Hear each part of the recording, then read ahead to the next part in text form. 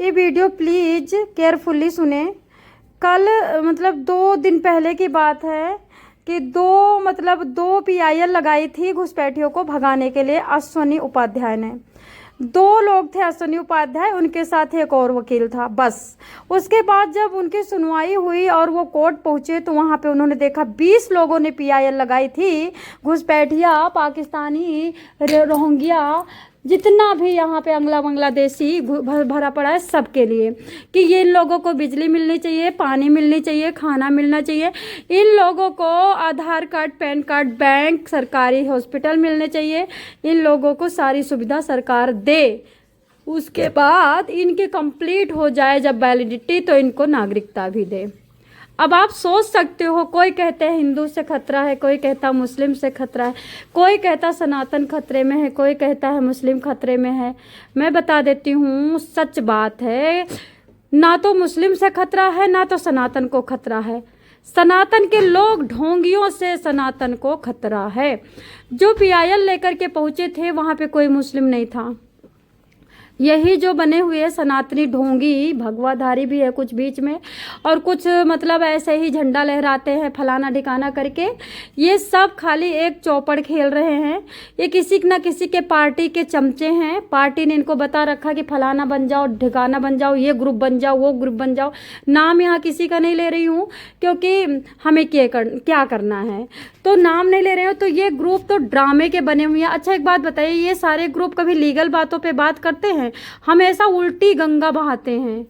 बताना चाहूंगी, तो अभी बताइए, क्या भारत देश ओनली पीआईएल लगाने के लिए भगाने का सिर्फ और सिर्फ अश्वनी उपाध्याय का है, और जो उनके साथ दूसरे सीनियर मित्र गए थे वकील, उनका है, और पूरा 150 करोड़ की जनता का कोई भारत देश नहीं है?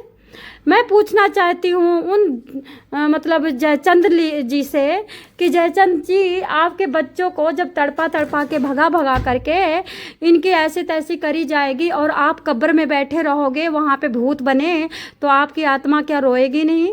आप अपनी मतलब सुख में, चैन में, थोड़े से फायदे में, थोड़े से लालच में, थोड़ी सी नौकरी चाकरी में, थोड़े से ओट के चक्कर में, थोड़ी सी कुर्सी करसी के चक्कर में भारत में क्या भूत भरना चाहते हो? भारत सिर्फ भारतीयों का है और किसी का नहीं है। आप क्या चाहते हो? भारतीयों को तो आप इतना ज़्यादा नफरत करते हो, और घुसपैठियों के लिए सुप्रीम कोर्ट पहुंच रहे हो। तुम्हारे पास इतना पैसा कहाँ से आता है? मैं तभी बताती हूँ कि देखो, ये कटी उंगली पे मुत्ती करने के ना हैं, ये कटी उंगली पे थूकने का ना है। इनसे रास्ता पूछ लो तो ये रास्ता नहीं बताएंगे अपना काम छोड़ करके। लेकिन ये पीआईएल लगाने पहुंचे हैं तो उस पर खर्चा नहीं लगा, इसका मतलब फंडिंग आती है। एक दोगला आप देख ही रहे हो, लुगाई को लेकर के प्रेम में भटका हुआ भिखारी की तरह गली गली मड़रा रहा था अपनी। इतना पूरा भारत उंगली उठा रहा है, पूरे भारत बेइज्जती कर रहा है, उसे पता ही नहीं चल रहा है। कहते नहीं, प्रेम में सब पागल हो जाते हैं, ये बात सत्य है। चलिए लास्ट की बात पूछती हूँ, जब घुसपैठिया यहाँ पे भर लोगे तो जो मुस्लिम लोग हैं यहाँ के, वो तो उनको मारेंगे, घुसपैठिया पीटेंगे तो पाकिस्तान चले जाएंगे, कुछ मुस्लिम बांग्लादेश चले जाएंगे, कुछ मुस्लिम तालिबान चले जाएंगे। तुम सनातनियों कहाँ चले जाओगे? तुमको कौन पूछेगा? कौन से देश में तुम्हारी शरण होगी? है तुम्हारी कौम कहीं पे?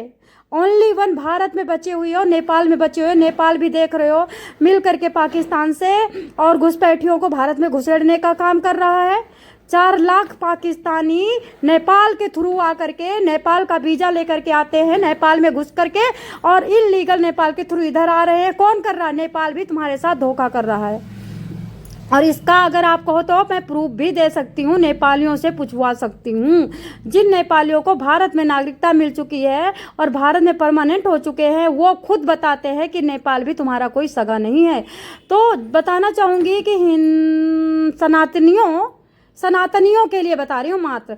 जो तुम मुर्गा खाते हो, मीट खाते हो, मांस खाते हो, पहली बात तो तुम सनातनी नहीं हो। तुमको बांग्लादेश में शरण नहीं मिलेगी। बन तो तुम बांग्लादेशी रहे हो, कर तो वही रहे हो, कट कुट कर रहे हो, मांस खा रहे हो, कलेजी खा रहे हो, गुर्दा निकाल रहे हो, कर तो वही गंदा काम कर रहे हो जो बांग्लादेशी कर रहे हैं। जो मुस्लिम खाता है गंदी चीज़ें, तुम भी खा रहे हो, तुम भी गंदे लोग हो। तुम सनातनी और नातनी नहीं हो, ढोंग मत करो ये। तो अभी आप घुसपैठियों को किस लिए भर रहे हो? क्या तुमको शादी करवानी है क्या घुसपैठियों को अपने घर में? तो दोस्तों मैं बताना चाहूँगी, कोई खतरे में नहीं है। ना मुसलमान खतरे में है, ना हिंदू खतरे में है, ये ढोंगी सनातनी जयचंद खतरे में है। और जयचंद किसी से खतरे में नहीं, जयचंद खुद दोगलागिरी से खतरे में है। जयचंद खुद अपने आप से, अपने आप के पैरों में कुल्हाड़ी मार रहा है, ये अपने आप खतरा कर रहा है। अच्छा एक बात बताइए, जब सुप्रीम कोर्ट ने बांग्लादेशी को, शरणार्थी आया हुआ बांग्लादेशी, उसको बोला, उसके लिए वकील ने कहा कि भाई इसको नागरिकता मिलना चाहिए, ये शरणार्थी है, ये बांग्लादेश नहीं जाना था। सुप्रीम कोर्ट के वकील ने पता क्या कहा कि जब नाम लगा है, इसके नाम के आगे बांग्लादेशी, तो भारतीय कैसे हो सकता है।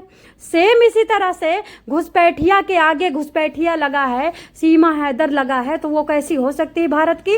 और भारत को बनाने के लिए उल्टे पड़ रहे हैं। भारत के बनाने के लिए पता नहीं कितने लोगों के, कितने नेता के, कितने विधायक की बवासीर चाट रहे हैं ना।